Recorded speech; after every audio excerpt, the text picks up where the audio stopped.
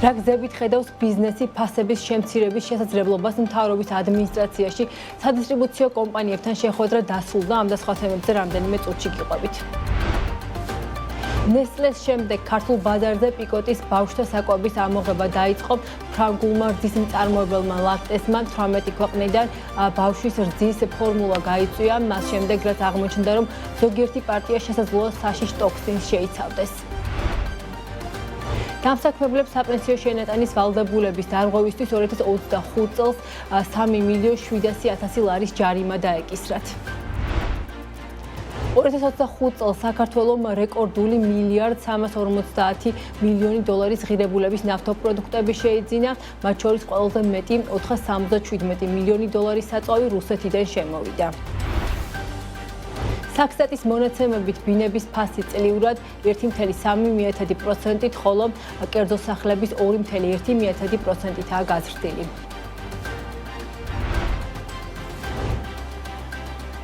მოგესალმებით, საქმის კურსი პირდაპირ ეთერში ბრუნდება. მე ნუცა შუბაშვილი ვარ და ეკონომიკის და ბიზნესის სიახლეების შესახებ გიყვებით.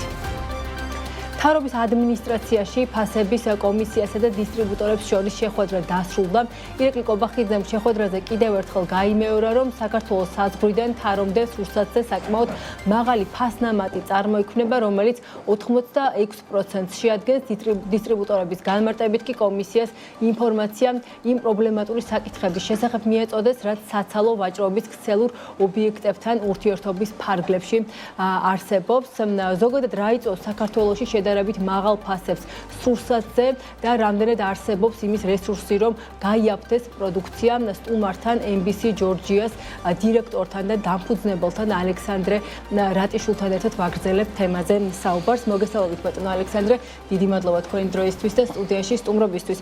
როგორც ვნახეთ, რიგით პირველი შეხვედრა მიმდინარე კვირაში იყო ჯერ ქსელური მარკეტების წარმომადგენლებთან, ახლა იყო უკვე სადისტრიბუციო კომპანიების წარმომადგენლებთან და ისინი მათ შორის ბიზნეს ასოციაციის წარმომადგენელი ამბობს, რომ ერთ-ერთი რგოლი, რაც იწვევს შედარებით მაღალ ფასებს და სურსათის გაძვირებას, არის შეიძლება ითქვას მათი მტკიცებით და განმარტებით ქსელური მარკეტების მხარეს, მათ შორის დაწესებული გადასახადების ნაწილში. თქვენ როგორც ვიცით, ბრძანდებით მწარმოებელი კომპანიის წარმომადგენელი, საინტერესო არის მწარმოებლების პოზიციის მოსმენა, რა იწვევს საქართველოში სურსათზე შედარებით მაღალ ფასებს, რა არის ამისი ძირითადი განმაპირობებელი. მოგესალმებით, ჩემგანაც დიდი მადლობა მოწვევისთვის. დიახ, ძალიან მნიშვნელოვან საკითხზე ვსაუბრობთ. წლებია და აწლეულებია ეს პრობლემა დგას ამ ქვეყანაში და მოგწონს თუ არ მოგწონს რა ფორმით და როგორ იქნა ეს გაცხადებული, ერთი რამ ფაქტია, საკითხი საჭიროებდა ძალიან სერიოზულ მიხედვას, მოგვარებას და როგორც იქნა ამ საკითხზე ძალიან სერიოზული ჩართვა დავინახეთ ხელისუფლების მხრიდან. აშკარაა, რომ ჩვენთან სამომხმარებლო ფასები ნამდვილად ბევრად უფრო ძვირია, სხვადასხვა პროდუქტზე სხვადასხვანაირად გასაკვირველია, ამას თლიანად ვერ გავავრცელებთ ყველაფერზე, ვიდრე თვით დასავლეთ ევროპის ძალიან განვითარებულ ქვეყნებში. ყველას გვიწევს იქ სიარული, ყველას გვაქვს საშუალება რომ შევადარო და ეს ტენდენცია აშკარაა. რა არის ერთად მიზეზი თქვენი როგორც წარმომადგენლის გადმოსახედით? მე გახლავართ წარმოებელი 27 წელია ჩვენ წარმოება ვარსებობთ, ვართ ბაზარზე და ძირითადად ჩვენი პარტნიორები, ჩვენი პროდუქციის რეალიზაციაში, ჩვენ გახლავართ ფუნთუშეულის საკონდიტრო და ამ მიმართულების პროდუქტების წარმოება არიან, რა თქმა უნდა, რიტეილერები, საცალო სავაჭრო ქსელები. არასაცალოც, მაგრამ ახლა ძირითადად ამ მინდის შემქმნელები უკვე დიდი ხანია არიან საცალო სავაჭრო ქსელები. ასე რომ ჩვენ ძალიან კარგად ვიცით მთელი ამ პროცესის ანატომია, ძალიან კარგად ვხედავთ სად არის პრობლემები და ამ საკითხზე აწლეულებია პირადად მეც სხვადასხვა ასოციაციების მეშვეობითაც დაგვიყენებია ამ საკითხთან დაკავშირებით პრობლემა წამოგვიწევია, მაგრამ სამწუხაროდ დღემდე არანაირი რეაგირება და ვერანაირი სერიოზული შედეგი ამ მიმართულებით ვერ დავდეთ. მე რა თქმა უნდა, როგორც ბიზნესმენი არ განვიხილავ, რომ აქ პრობლემა მხოლოდ ერთი თემა, ერთი ფაქტორია, თუნდაც რიტეილერებზე იყო საუბარი, ხო? არა, რა თქმა უნდა, ეს ერთ-ერთი პრობლემაა, თუმცა ძალიან მნიშვნელოვანი ამ საკითხში, მაგრამ აქ ბევრი სხვა ფაქტორიც არსებობს და ეხლა როგორც ეკონომისტმა შემიძლია ეს ჩავშალო. მაგალითად სამწუხარო რეალობა წლებია 30 წელია 30 წელზე მეტია ეს ქვეყანა დამოუკიდებელი და საქართველოს ძირითად სამომხმარებლო პროდუქტებზე რჩება იმპორტ დამოკიდებულ ქვეყნად. ეს ძალიან სერიოზული ფაქტორია, ისეთი ფაქტორია, რომელზეც ზეგავლენას ჩვენ ვერანაირად ვერ ვახდენთ. სოფლიო ბაზრების სიტუაციიდან გამომდინარე, ფასები იცვლება, იქ გაძვირდება, ჩვენთანაც გაძვირდება და ასე შემდეგ. ამას ემატება ლოჯისტიკური ხარჯები, გამბაჟების ხარჯები, დასაწყობების ხარჯები და შემდეგ ასე შემდეგ. ამას ემატება საბოლოო ფასდამატში მაგალითად რა შეუძლია სახელმწიფოს ხვალვე გააკეთოს, ხვალვე ცოტა ვუტრირებ, გადასახადების ნაწილს გადახედოს, ხო?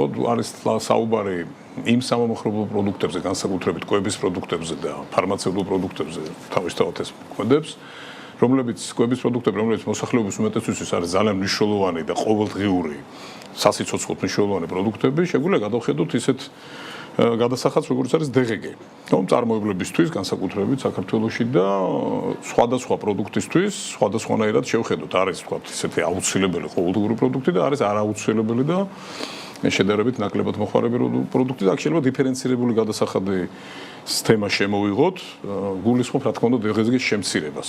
რაც სხვა შორის ევროპის ბევრ ქვეყანაში მოქმედებს, რომ ნაცვლად სტანდარტული განაკვეთისა, იგივე იქნება ეს რის პროდუქტები, პულ პროდუქტები თუ სხვა სასწავლო მნიშვნელოვანი პროდი მოხმარების შაქარი, მარილი, მაკარონი, ვიდრე სტანდარტული და ეს ასეც უნდა იყოს. აი ამას რა თუნდა ამდენი წელი აწლეულები ამაზე თქვა საუბარი და ამაზე ფიქრი. ეს ხო ცხადი და აშკარა. რომ ჩვენი მოსახლეობისთვის ეს იქნება უზარმაზარი შეღავათი იგივე ბიზნესმენებისთვის ამხელა შეღავათი იმ წუთას რა თქმა უნდა გამოიწვევს ფასის დაწევას და ფასზე ამას ექნება პირდაპირ ზეგავლენა. ეს კიდე ერთი ფაქტორი.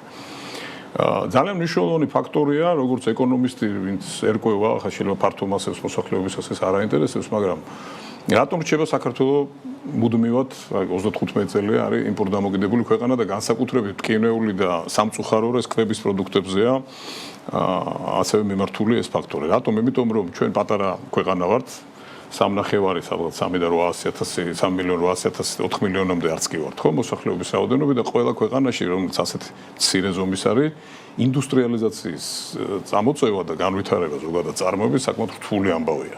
პატარა ბაზრიდან გამომდინარე. როდესაც შენ ღია ბაზარზე ხარ, გლობალურ ბაზარზე შევედით კონკურენტულ სიტუაციაში განსხვავებით საბჭოთა პერიოდისგან, როდესაც გარანტირებული კონკურენტულ ბაზარი იყო და ყველანაირი წარმოება და ფაბრიკა ქარხანა მუშაობდა და არ ქონდათ ეს პრობლემა, დღეს ჩვენ ვართ კონკურენტულ გლობალურ ბაზარზე, სადაც ჩვენს გვერდით მეზობლები არიან უზარმაზარი მეზობლები და ერთეული პროდუქტის თვითღირებულების ნაწილში, რა თქმა უნდა, როდესაც ის 100 მილიონს აკეთებს წელიწადში და შენ 1 მილიონს, რა თქმა უნდა, კონკურენციას ფასის დანახარჯების თვალსაზრისით განსაკუთრებით ფიქსირებული ხარჯების ნაწილში ამას კონკურენციას ვერ გაუწევ. თუმცა, ისევ და ისევ ხელისუფლებების ვალდებულება ამაზე იფიქრონ, ამ სიტუაციას ალღვაუღონ და ხელისუფლებაში მოსვლაზე რომ არის ერთი ორომტრიალი არჩევნების წინ და ყველა იბრძვის აქ შესვლაზე იმისთვის კი არ უნდა შევიდე რომ პარლამენტში დავждდე და ტელევიზორში გამოვიშვიდე. აი მსგავსი ტიპის მასშტაბურ საკითხებზეა საფიქრალი და მოსაგვარებელი და ამ ყველაფრის მოგვარება დამერწმუნეთ შეიძლება. ნებისმიერი ეკონომისტი შეთაგიდასტურებს რომ ამ ტიპის პრობლემები არსებობს, პატარა ქვეყანა ვართ, არის ეს მოცემულობა, მაგრამ ამ პატარა ქვეყანაშიც ყველა საქონელზე თუ არა, ისე ძირითად საქონელზე, რომელზეც გარანტირებული მოთხოვნაა შიდა ბაზარზე, თუნდაც მცირე რიცხოვაზე. ამაზე შეიძლება ხელშეწყობის პროექტების და რეფორმის ისე ჩატარება, რომ წარმოება დაიქოქოს როგორმე საქართველოში. არა ყველაფერზე, რა თქმა უნდა, კიდევ ერთხელ ვიმაროთ. თუმცა დღესდღეობით ძალიან ჭკვიანი და ძალიან სერიოზული ბიზნესმენების დამსახურებით საქართველოში, პირადად მათი დამსახურებით, არაერთი წარმოება დაიქოქა მუშაობს და ეს თუნდაც ეს არის მაგალითი, რომ საქართველოშიც შეიძლება სერიოზული ინდუსტრიული ნაწილის აწყობა და ეს ხელშეუწყობს თუ ასევე გადასახადო სისტემა რეგულირების სწორი ფორმების მოხდება ფასების დაკრებას. და ბოლო ფაქტორი, რა თქმა უნდა, არის რიტეილ სექტორთან ჩვენი ურთიერთობა, ისიც ბიზნესია, მეც ბიზნესმენი ვარ, კიდევ ერთხელ ვიმეორებ და დიდ პატივს ვცემ მათ, იმიტომ რომ არა ისინი ჩვენ ვერანაირ პროდუქტს ვერ გავყიდით და ნებისმიერი ბიზნესი, რომელიც რაღაცას აწარმოებს, ან იმპორტით შემოაქვს, საბოლოო მიზანი არის გაყიდვა. თორე შეგვიძლია ვაწარმოოთ თები პროდუქციის დაუდგათ და თუ არ გაყიდე, რა თქმა უნდა, ტყუილია ეს მთელი ეს ამბავი. და მათი ძალიან მადლიერები ვარ და ვაფასებ და მათთან ურთიერთობით არის რომ ჩვენც ვარსებობთ, მაგრამ არის ძალიან დიდი მაგრამ. იმათაც ძალიან კარგად იციან, რომ ჩვენ მათზე ვართ დამოკიდებული და სამწუხაროდ უნდა ვთქვა, რომ ყოველწლიურად უარესდება და უარესდება მათ მიერ წამოყენებული პირობები, რა პირობებითაც გვაძლევენ საშუალებას, რომ თაროზე განვათავსოთ პროდუქტი. იმ დონეზეა მისული საქმე, რომ რამოდენიმე გადასახადის გამო ამ პროდუქტში ეს ყველაფერი აისახება ფასში, სხვა გზამ წარმოებლებს არ გვაქვს. ჩვენი ბიზნესი გვაქვს, ჩვენი ხარჯები გვაქვს, ელემენტარულად ნედლეული შეძენა გვჭირდება, ხელფასების გადახდა გვჭირდება, კომუნალური გადახდები, უამრავი ხარჯია ბუნებრივი წარმოებას. ძალიან თავისი სპეციფიკა აქვს, ძალიან ფართომასშტაბიანი და ისეთი პირობების წამოყენებით, რასაც რიტეილერები ჩვენ გვიყენებენ, შეუძლებელია ამ წარმოებების გადარჩენა. ეხლა ჩვენ 27 წელით გვეღარ მოგახსენეთ და ასე თუ ისე მეტნაკლებად ყარად ვდგევართ ფეხზე. მაგრამ ხვალ თქვენ და მე რომ მოვინდომოთ რაღაცა პატარა წარმოების გაკეთება, დაუშვათ ყველის ან კვერცხის. არ აქვს მნიშვნელობა. აბსოლუტურად გამორიცხულია ხასუსო. აბსოლუტურად გამორიცხულია რომ რომელიმე მცირე მეწარმემ ახლა დაწყებული ბიზნესით შეძლოს რიტეილ სექტორთან თანამშრომლობა. ეს პოზიცია როგორც სარესტრუქციო კომპანიებს რომ გარკვეული ან რაღაც რეგულაცია უნდა შემოვიდეს ურთიერთობაში. აი ჩვენ გვახსოვს რომ მაგალითად იგივე 2023 წელს, როდესაც ირაკლი ღარიბაშვილი იყო ხო პრემიერი, მაშინაც იყო ეს საკითხი აქტიური, დაიწერა კიდეც კანონპროექტი სამართლიანი ვაჭრობის შესახებ, იყო ბევრი შეხვედრა, თუმცა შემდეგ ფაქტია რომ თაროზე შემოვიდო. ხო აი ისევე სცენარი ხომ არ შეიძლება ვიხილოთ და რეალურად აი ამდენი წლის განმავლობაში ქართული ოცნება არაერთი წელია ხო არის 12 წელი 13 წელია ხელისუფლებაში ისევ იმ ჩაკეტილ წრემდე ხომ არ შეიძლება მივიდეთ რომ ვისაუბროთ იყოს შეხვედრები და შემდეგ შედეგი არ დადგეს აი ეხლა თქვენ როგორ უყურებთ რამდენად შეიძლება შედეგი გამოიღოს აი ამ შეხვედრებმა და განცხადებებმა და ასე შემდეგ ასე გიპასუხებდით კითხვის კონტექსტი გასაგებია და აბსოლუტურად ლეგიტიმურია ეს კითხვა იმიტომ რომ კიდევ ერთხელ ვიმეორებ 10 წლეულებია და მათ შორის ქართული ოცნებაც უკვე 13 წელია ხელისუფლებაშია და ყველა არამარტო ღარიბაშვილს, ბატონ ირაკლი ღარიბაშვილს, სხვა პრემიერ-მინისტრებთან, პარლამენტის თავმჯდომარეებთან, კომიტეტის შესაბამისი კომიტეტის თავმჯდომარეებთან, კონკურენციის სააგენტოსთან. მუდმივი კომუნიკაცია, აი 10 წლეულები. შეიძლება თქვა 15-17 წელი ახლა შეიძლება მეშლი ისე სწრაფად გარბის მოგახსენება წლები რომ, მაგრამ არ აქვს მნიშვნელობა. ვერაფრის შედეგს ვერ მივახციეთ. ერთადერთი შედეგი, რაც აი ამ წლების ჩვენი აი წარმოუდგენელი დაძაბული შრომის შედეგად დაიდო ერთადერთი შედეგი ეს იყო რომ კონკურენციის სააგენტომ დადო დასკვნა რომ გაუწიოს რეკომენდაცია უნდა სახელმწიფო სტრუქტურებს პარლამენტს პირველ რიგში რომ შესამუშავებელია მარეგულირებელი ჩარჩო ვაჭრობის დარგის მიმართულებით. მე როგორც ბიზნესმენი და თავისუფალი მოქალაქე და თავისუფალი ბიზნესის მომხრე ყოველგვარი რეგულაციების წინააღმდეგი ვარ ზოგადად. მაგრამ ვაჭრობა არის ისეთივე დარგი, როგორიც არის ჯანდაცვა, როგორიც არის ენერგეტიკა, როგორიც არის მშენებლობა და ასე შემდეგ და ასე შემდეგ. და ამათზე ყველაზე თუ არ ვწდები, ყველაზე ფინანსტევადი და ყველაზე დიდი თანხების ბრუნვის დარგია.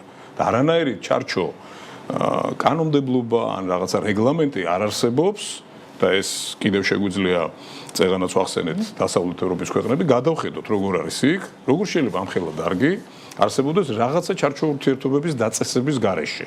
სრულებით არაფერი არ ხდება. შესაბამისად მე რიტეილი ვახსენეთ ჩვენ თქვენს და მეც რომ იქ არის სერიოზული პრობლემები, მათ ყველაზე ნაკლებად ვადანაშაულებ. როდესაც არაფერი არ გზღუდავს, როდესაც არ არის არანაირი შემაკავებელი ფაქტორი, სახელმწიფო დონეზე გულისხმობ, რა თქმა უნდა, ეს ბიზნესის წესია, ის ცდილობს, მეც ასე ვარ, ისიც ისეა, რაც შეიძლება მეტი მოგება ნახოს თუ ეს გაზდის. და მარტო ჩვენ პირისპირ ურთიერთობაში რასაკვირველია გაზდის, იმიტომ ჩვენ წარმოებლები ამ ქვეყანაში ყველაზე დაჩაგრული ვართ. საბანკო კრედიტს მიადგები და წარმოუდგენელი პროცენტია, თუნდაც ლარში რო ავიღოთ, ხო, წარმოებისთვის არ ვლაპარაკობ სხვა დარგებზე ყველამ თავის 17-18% წლიური. გადასახადებს მიადგებით და ვახსენეთ უკვე დევეგე და აგერ ახლა რიტეილერებს მიადგებით და კიდევ ამ ყველაფრის გარეშე გადასახადებია დაწესებული, ეგრეთ წოდებული კეშბექი, ეგრეთ წოდებული შესვლის გადასახადი, რომელიც არსებულ დევეგეზე 2-3 მეტია. და რა ვქნათ? დავიხუროთ, კი ბატონო, და გავუშვათ ეს ხალხი და ეს არის უზარმაზარი პრობლემა, რასაც ჭირდება მიხედვა. როგორც თქვენ ამბობთ, რაღაც გარკვეული თამაშის წესები უნდა შემოვიდეს. ძალიან დიდი მადლობა ბატონ ალექსანდრე, საინტერესო საუბრის ბუნებრივია ჩვენ ამ თემებს. ერთ ციფრს გეტყვით, ერთ-ერთ ქსელში რომელშიც ჩვენ შევდივართ. აი ორი სიტყვა, საილუსტრაციოთ რომ ადამიანებმა გაიგონ, კეშბექი ეს არის ბრუნვის გადასახადი, პროცენტი და არა მოგების გადასახადი. მოგება შეიძლება ქონდეს 20 თეთრი ერთ პროდუქტზე და იმის რაღაც პროცენტი გასა. არა, სარეალიზაციო ფასით, შეტანილი ფასით ერთ-ერთ პროდუქტზე ჩვენ გვაქვს 35%, 35 ბრუნვის Cashback-ს ერთი და მეორე პროდუქტზე არ დავასახელებ ხა ამ ქსელებს. 50% არ გინდა წადე. ეს უნდა დამთავრდეს. ამიტომ მოკლედ ვიტყვი, ძალიან კმაყოფილი ვარ პრემიერების ამ ინიციატივით. ოღონდ იმ შემთხვევაში, როგორც თქვენ ბრძანეთ, თუ წინა პრემიერებისგან და წინა სახელმწიფო წარმომადგენლებისგან განსხვავებით ეს საქმე ბოლომდე მივა, ისე რომ არც ერთი ბიზნესი არ უნდა დაიჩაგროს. იმათი ინტერესებიც უნდა იყოს დაცული. ძალიან დიდი მადლობა საინტერესო საუბრისთვის. ალექსანდრე რატიშვილი, MBC ჯორჯიას დირექტორი იყო ჩვენი სტუმარი. ახლა კი ჩვენ დავუბრუნდებით მთავარ საკითხს, როგორც აღნიშნეთ, მთავრობის ადმინისტრაციაში ფასების კომისიის და დისტრიბუტორების შეხვედრა დასრულდა და როგორც აღნიშნეთ, ირაკლი კობახიძემ შეხვედრაზე კიდევ ერთხელ გაიმეორა, რომ საქართველოს საზღვრიდან თარომდეს რუსეთზე საკმაოდ მაღალი ფასნამატი წარმოიქმნება, რომელიც 86% შეადგენს. დისტრიბუტორების განმარტებით კი კომისიას ინფორმაცია იმ პრობლემური საკითხების შესახებ მიაწოდეს, რაც საცალო ვაჭრობის ქსელურ ობიექტებთან ურთიერთობის ფარგლებში არსებობს. რა გარკვეულ შეხვედრაზე და ვისგან მოდის მთავრობის მიერ გაჟღერებული 86%-იანი ფასნამატი, უკვე ეკა გაზდელიანი გაგვასწრებს შეფასებებს, ეკა მოგესალმები და გისმენ.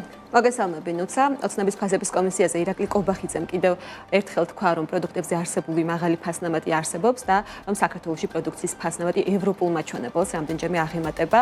ირაკლი კობახიძემ კიდევ ერთხელ აღნიშნა, რომ მათი პირველადი კვლევით პროდუქციის ფასი საქართველოში საზღვრიდან დახლამდე საშუალოდ 86%-ით იზრდება და ის ფიქრობს, რომ ეს მაჩვენებელი საგანგაშოა, განსაკუთრებით იმ ფონზე, როდესაც გერმანიაში სტანდარტული ფასნამატი მისი თქმით 20-30%-ია და აღნიშნავს, რომ 86%-იანი ფასნამატიდან 54% სწორედ დისტრიბუციაზე მოდის, თუმცა როგორც ის ამბობს, მთავრობისთვის პრიორიტეტული სოციალური ფაქტორია, ამიტომ კობახიძე ბიზნეს ინტერესების დაბალანსების და ფასების დაწევისკენ მოუწოდებს.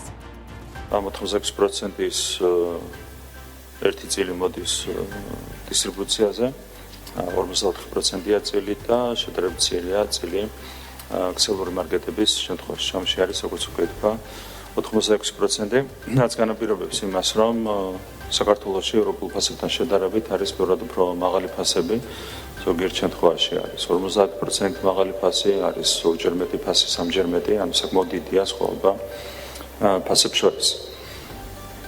აქაც ვიტყვი, რა თქმა უნდა, როდესაც ბიზნესი თავისი შეხედულების ამბებს მოქმედებს, ბუნებრივია ამას თავისი ძალიან ბევრი დადებითი მხარე აქვს, თუმცა აქ შემოდის სოციალური ფაქტორი, რაც არანაკლებ მნიშვნელოვანია ბუნებრივია ჩვენთვის.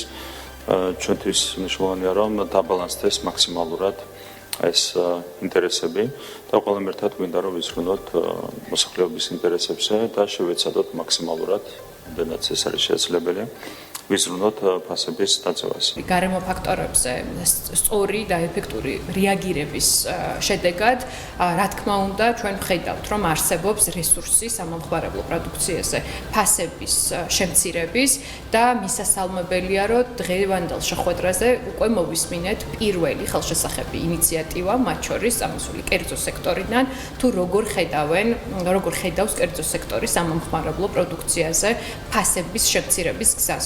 გამოითქვა მზაობა აქტიურ მუშაობასთან დაკავშირებით, ასევე განვიხილეთ ფასნამატის ლოგიკები, ფასწარმოქმნის ჯაჭვი საზღვრიდან დახლამდე, გაიცვალა რასაკვირველია მოსაზრებები ამ მიმართულებით. მნიშვნელოვანი არის, რომ როგორც წინა შემთხვევაში ქსელურ მარკეტებთან, ისე დისტრიბუციის შემთხვევაში კომპანიები გამოხატავენ აბსოლუტურ მზაობას იმასთან დაკავშირებით, რომ ვიმუშაოთ ფასების შემცირებაზე. ადგილობრივი მწარმოებელი და სადისტრიბუციო კომპანია ჩვენ და სამწუხაროდ ვერ კარნახობს პირობას ბაზარზე და მნიშვნელოვანი ძალაუფლების მქონე არ არის არც სადისტრიბუციო კომპანია და არც ადგილობრივი მწარმოებელი და არის შემსყიდველი. მათ შორის ვისაუბრეთ საერთაშორისო პრაქტიკაზე, რომელიც გულისხმობს მსგავსი ტიპის ურთიერთობებში ყველა განვითარებულ ქვეყანაში არსებობს ეს კანონმდებლობა და ამ კუთხით რეგულირებას, მაგრამ კიდევ ერთხელ აღნიშნავთ, რომ ეს არსებითად იმ საკითხებს ვერ გადაჭრის, რაც შეიძლება ფასებზე კიდევ დამატებით ზეგავლენას მოახდენდეს, მაგრამ რა თქმა უნდა დადებით როლს ითამაშებს. 44% არის დისტრიბუტორების ფასნამატი. არა, ჩვენ აქ ვსაუბრობთ იმაზე, რომ რაც შეიძლება ბუღალტრულად იყოს ფასის წარმოქმნაში დისტრიბუციის პროცენტი, რაზეც მითითება მოხდა, ამ პროცენტიდან რეალურად უკან მიაქვს ქსელს მისი სადღაც 50% და სადისტრიბუციო სექტორისთვის რეალურად ეს პროცენტი მნიშვნელოვნად სხვა არის. დისტრიბუტორები პრობლემის სათავეს საცალო ვაჭრობის ქსელებთან ურთიერთობის რთულ პირობებში ხედავენ და მაღალ ფასნამატებს მეტწილად ქსელური მარკეტების მხრიდან დაწესებული მაღალი გადასახადებით ხსნიან.